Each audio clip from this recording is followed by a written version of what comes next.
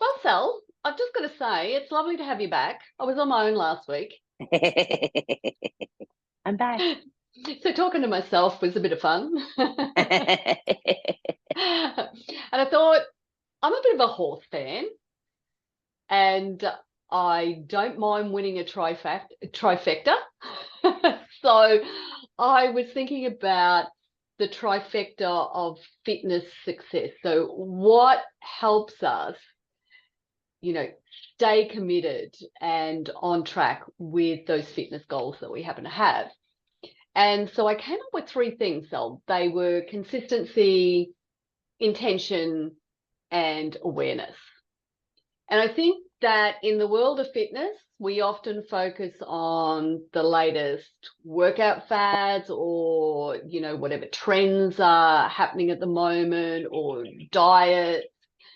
And what we can tend to do is lose our focus on what is really important or what is going to transform how we feel in regards to that sometimes daily grind of fitness. Would you agree with that? Yeah, absolutely. Yeah. Okay. So I thought what we might do is just delve into each of these items. And I wanted to start off with consistency because I think this is the absolute foundation that it is all built on. And it isn't about perfection, but it's just about showing up each day, taking action each day, putting in the work. And what you notice from doing that is that it's just like putting money into the bank. When you put it in there, you get a little bit of interest, and then you put a little bit more in, you get a little bit more interest, and it just keeps compounding. And so what happens is you end up having these fabulous rewards from being consistent with your approach. Is there anything you want to add on that? I did, but I forgot.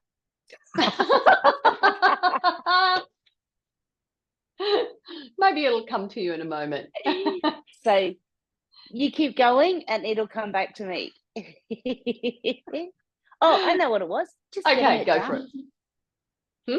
it. Consistency is just getting it done. You were talking about just showing up every day, putting in the work.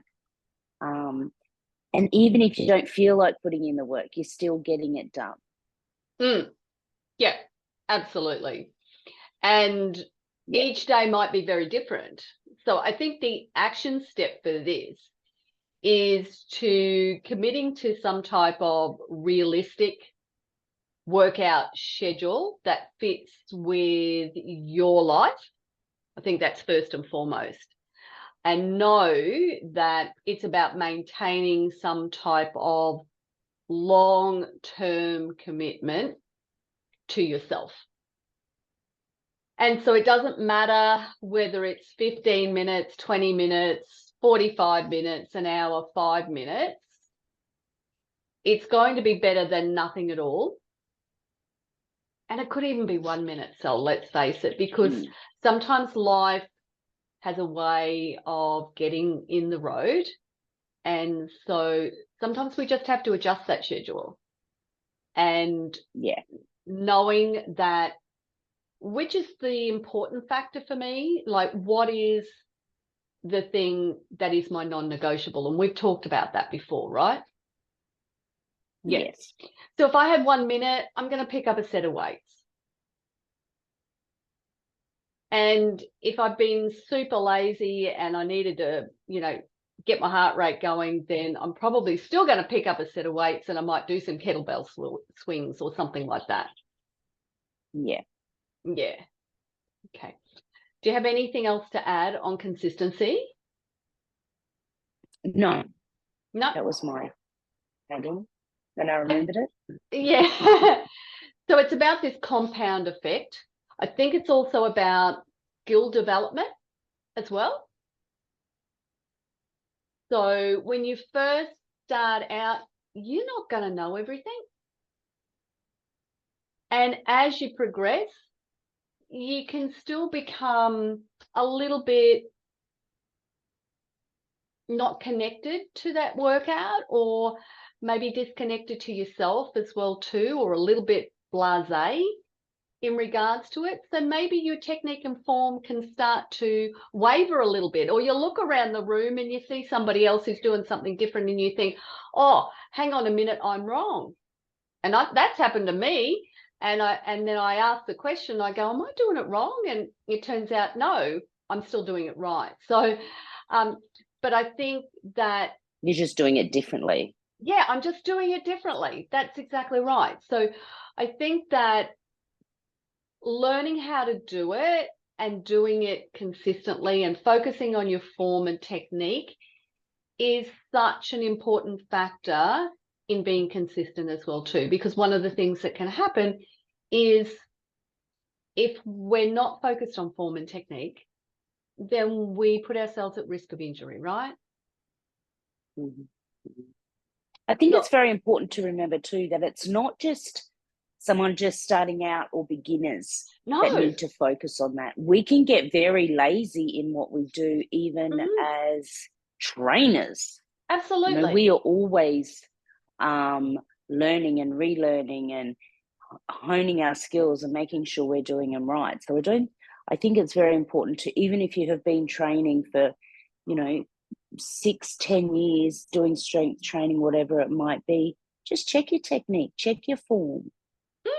Yeah, that's right. And check your attitude towards your workout too. Yeah. Because it could be that you've been doing the same thing over and over and over again, that it's just habit now. Yeah, absolutely. Absolutely. And it's one of the things I was talking with my PT clients this morning. I said, okay, we've only got 4 months left in the year. So what is it that you want to achieve in this 4 months?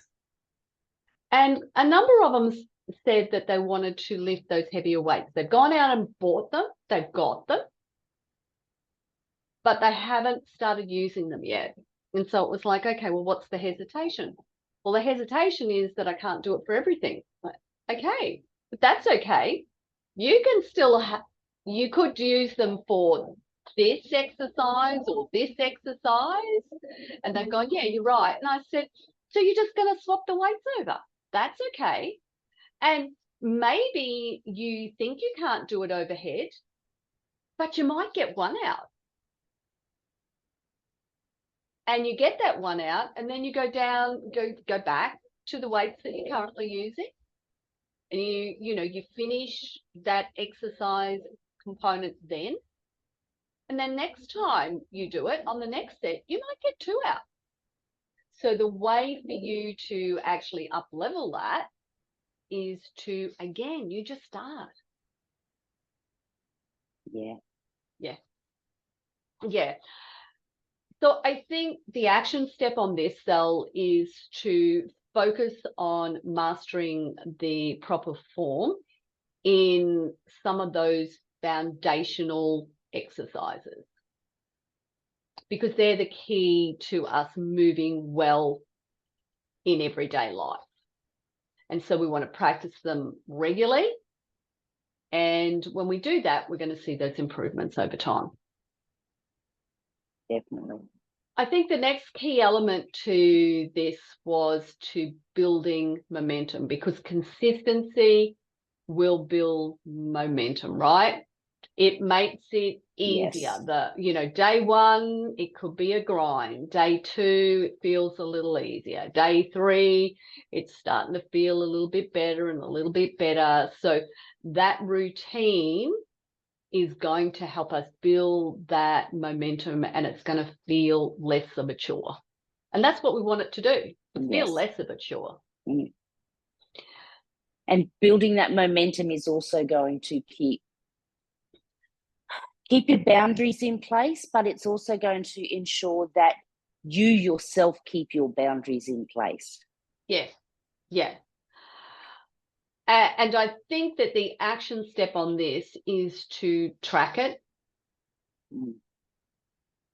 Track what day you do, how much you do, what you do, because then you're going to actually see the efforts as well.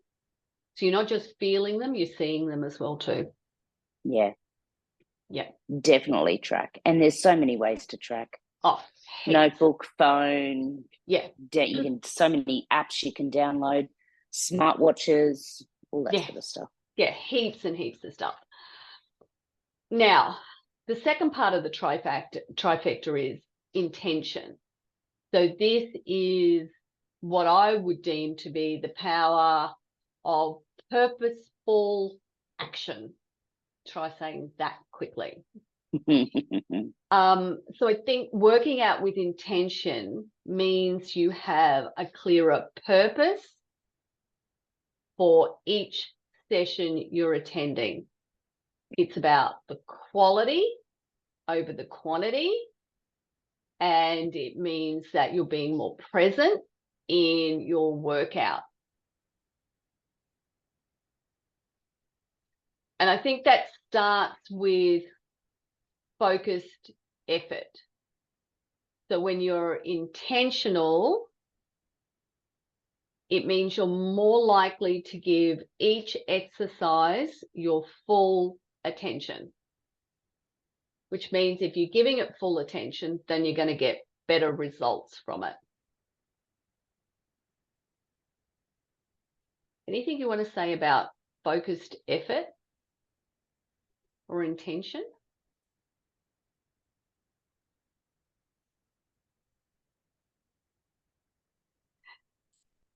Can you hear me?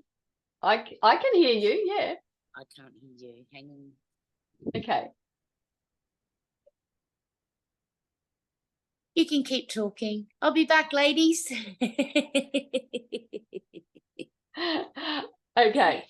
So I'm going to move on to the action step of focused effort, which is before, hello.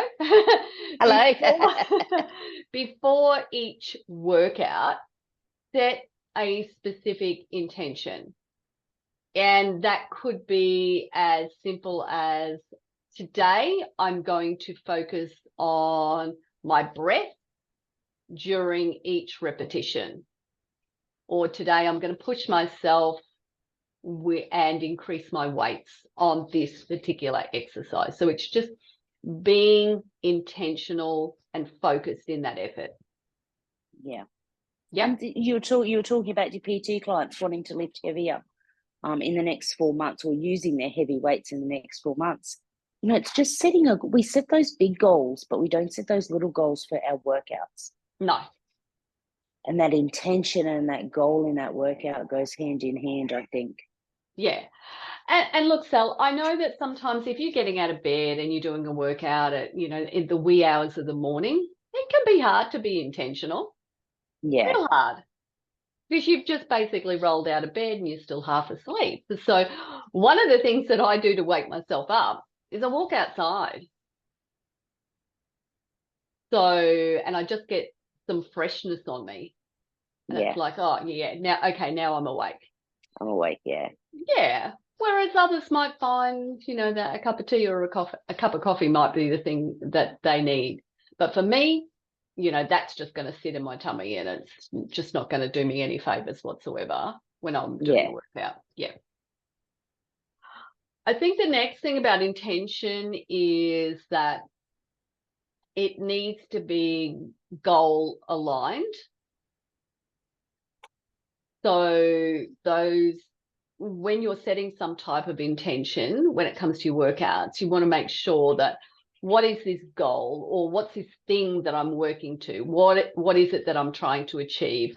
I know that many women over the age of 50 are not interested in setting goals, but when we reframe that to, well, what is it that you want to achieve over this period of time? It's like, oh yeah, this is what I want to do.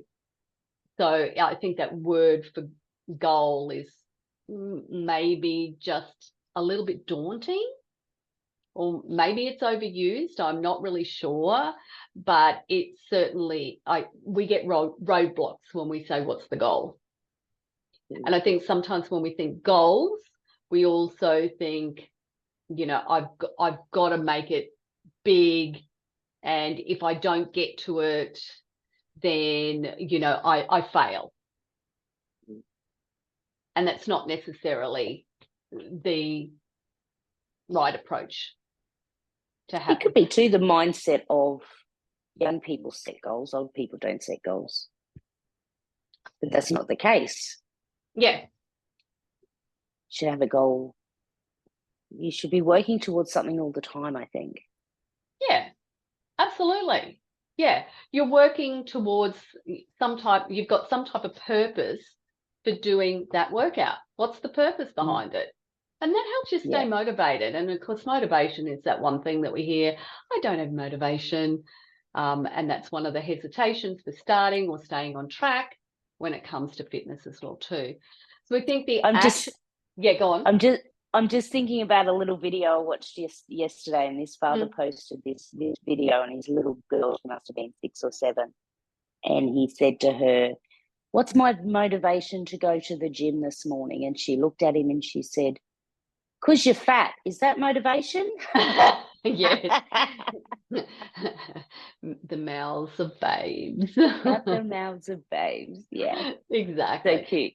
Yeah. But you know, your motivation could be, or your intention or your long-term goal could be, I don't want to fall over in 20 years' time. Absolutely.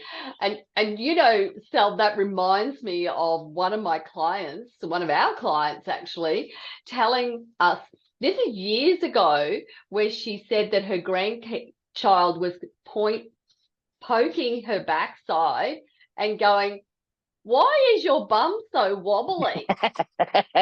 You know, with the hands going up and down her backside. And she said, it was like, oh my goodness, I've got to do something. Well, Landon the other day kissed my belly and said, "Kiss the baby," because he does that to Zali. So he kissed my belly and said, "Kiss the baby." Oh no, that's got to be soul destroying, hasn't it? Oh, it was. So I think when it comes to the action item for goal alignment, what we really want to do is have these regular reviews of what it is that we're trying to achieve, and making sure that the workouts that we're doing are aligned with what it is that we're trying to achieve, that goal. And if you struggle with that, have a chat with your trainer. Oh, absolutely. They'll be able to help. Yeah. And then I think the next part of this cell with the intention is this mind to muscle connection. And I know you're a big fan of that. I'm a big fan of it as well too. So you focus on which muscles are you working? Are you feeling the right part of your body? You know, because if you're not feeling the right part of your body, you may be putting yourself at risk of injury. So this intentional connection helps you get more out of the exercise that you're actually doing. Yes. Yeah. And it makes you understand the movement of the exercise as well. So, for example, high knees or leg curls, butt kicks, you know, I always say if we're doing high knees, you know, it's work at the front, but it's party at the back. And I think it's so important when you're doing an exercise to understand, as you said, that mind-muscle connection, but understanding, you know, squats, for example. Okay, I'm going to squat. All I'm using is my legs, but that's not all you're using. And I think it's so important to ask those questions about that. Ask those questions of your trainer, you know, what muscles am I using? Why am I using those muscles? Because we know as trainers, you know, if you do a squat, unintentionally, you can be working your core as well if you do it correctly. Absolutely. Yeah.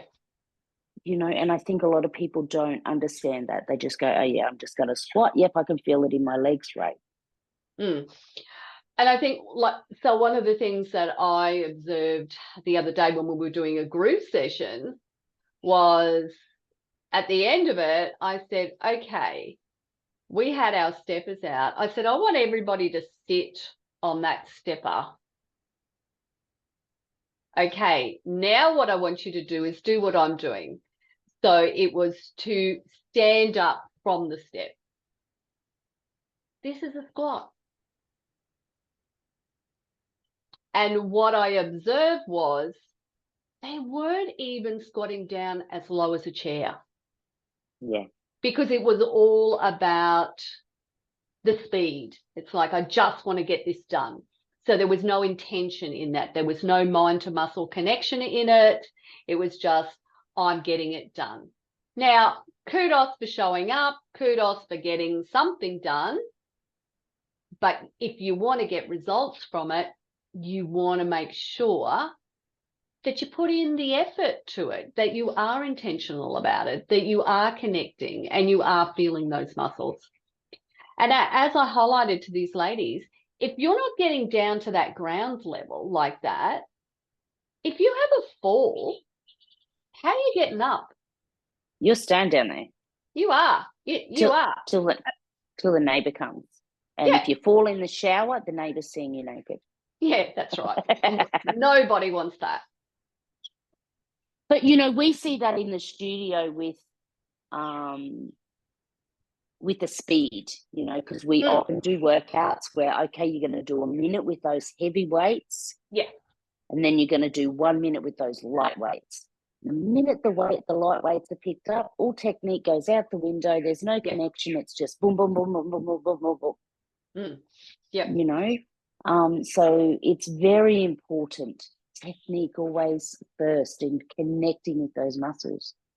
Absolutely. Absolutely. Now, the third part of this trifecta is the awareness. So tuning into your body. So we've already alluded to that through this mind to muscle connection. So body awareness is often, I think, overlooked when it comes to doing any type of exercise. First and foremost, you've got to listen to your body. There will be days when you get out of bed where you don't feel energized, and maybe, just maybe, it's the day when you should be going outside for a leisurely stroll, that your body needs some time to recover. Or maybe it needs to, instead of doing the heavier weights, you've got to do the lighter weights.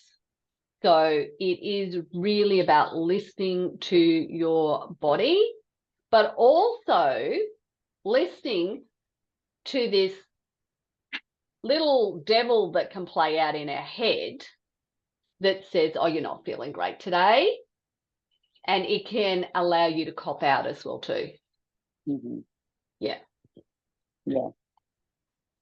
So I think too, listening to your trainer, because we're watching our ladies and we can pick up on things that if they're not doing that awareness, you know, as trainers, we can pick up on what's happening as well. Yeah, absolutely. Absolutely.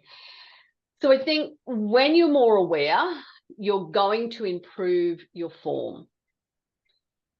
So, and there's, you know, we're working with ladies who are in their 80s, their 70s, their 60s, you know, 50s, some in their 40s.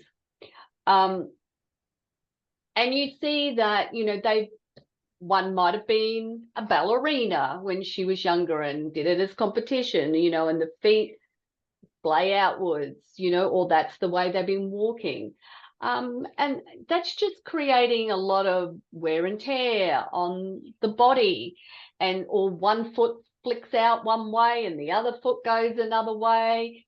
And so there's all these lovely little alignment things, but to actually get them back into alignment can take a little bit of, number one, awareness, and secondly, intention to actually correct it and to have that nice form when you're doing that exercise. And, you know, I often get told, I just feel pigeon-toed when I'm doing that.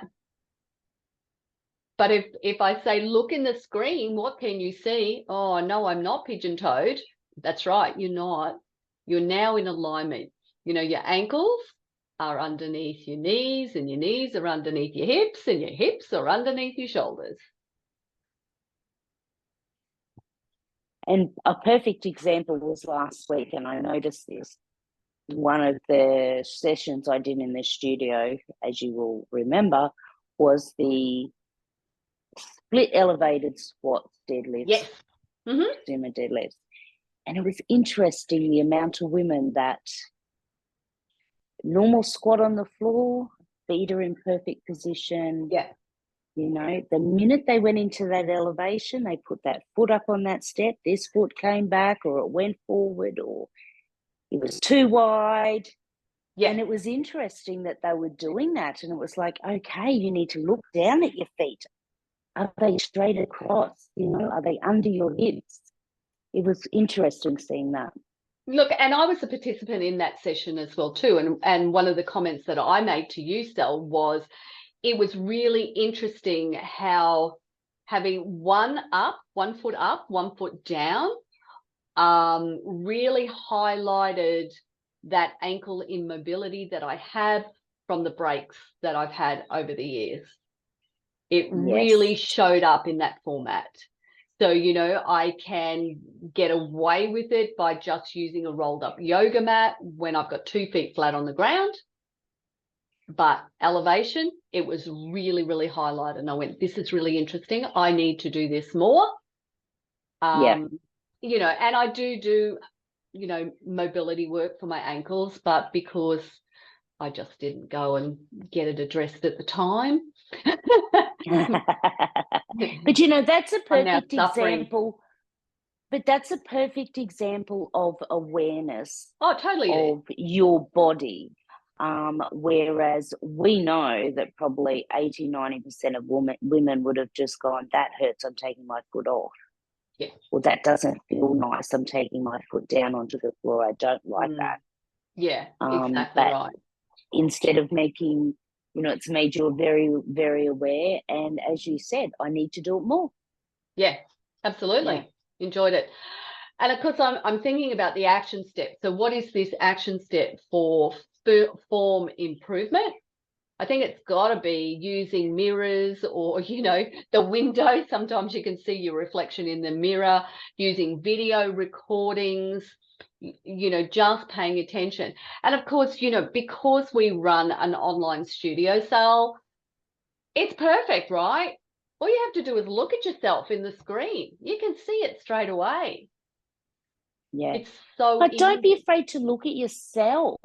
Yeah. You know, when you're doing lat raises, look out the side of my arms in line with my shoulders.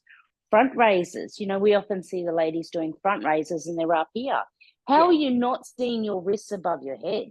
You know, it's stuff like that. Don't be afraid to look at yourself. It's not vanity. It's about honing in on your technique and connecting with your body, you know. Well, you know, but that's another thing, you know, looking at your shoulders and my shoulders, you know, we often see ladies with one drop shoulder or. Absolutely. I was just about to say that. Yeah, that's why I'm sitting here moving my shoulders. Yeah. Look at yourself. You often see that, and I particularly picked this up last week, was that drop shoulder. A lot of ladies, you know, have carried great big heavy shoulder bags on one shoulder. So you see that drop shoulder. But as a direct result of that, Sal, one of the things I noticed last week is when we were doing rows was that the wrist started to do the little pussycat thing, turn in, you know, like little pussycats do. So it started to do that as they were doing this because that shoulder was down as well too. So it was really interesting that the impact one thing has on the rest of your body as well. Absolutely. I have, as you know, I have Shane with Parkinson's, and I have him doing hanging stretches. Yes. Beautiful. And I can tell you by the end of the sorry, I have a little baby at my feet. I can hear him. G'day, Landon. Can you? Yeah, I can hear him. He can come up. So. By the end of has he gone? He went behind you. By the end of the session and him stretching, his shoulders up. Hey, buddy. Hey, Landon. Say, hey, Peter. Hi, Hello, darling. This is strong, healthy women, ladies. We've got children everywhere. Children's animals. Yeah, we've got them everywhere. Yeah, exactly. Mine are still at school. And I don't have any children anymore, but I have grandchildren now living with me as well too. Yeah. Yeah. You've got homework and all sorts. I haven't hit that yet. Oh, yeah, that's pretty interesting. I think the next part of this awareness cell is this progression recognition as well too. So when we're more aware, we can actually start to notice those subtle shifts. And it's one of the things we do all the time, at the end of the month. It's like, tell us what you're noticing, and it doesn't have to be something as far as the workout's concerned. It might have been something in daily life. Julie told me the other day that there was a big box of stuff come to the office, and the doctor came out. She works at a medical practice, and the doctor came out and said, "Oh, that's too big. I'll lift it for you, Julie." She said, "No, I'm okay with that." Up she goes, picks it up, and she said, before she started working out with us, she wouldn't have even been able to do that because her back was so sore. Yeah. And yet now she's just lifted a 25 kilo box off the floor and, picked it up and did what she had to do with it. So I think those, regularly assessing how is your body feeling, during a workout, post a workout, and then just noticing the differences in your strength, your endurance, your overall well-being in daily life activities is just so important. Yeah, it is. And celebrate them. Like, that's an amazing accomplishment. Absolutely, it is. Yeah. And Sue told me that one of the things that she noticed when she was playing a game of hockey the other day, someone said to her, "Gee, you were super fast. You've never been that fast. What are you doing? Yeah. Like, why are you so fast now?" And she said she had not thought about it. Yeah. I think the third part of awareness, they're the wonderful things to celebrate. Yeah, they are. The third part of awareness is this injury prevention. So if you're listening to your body, you're aware of how you're moving, it means that you're less likely to get injured. And the last thing we need is to get injured.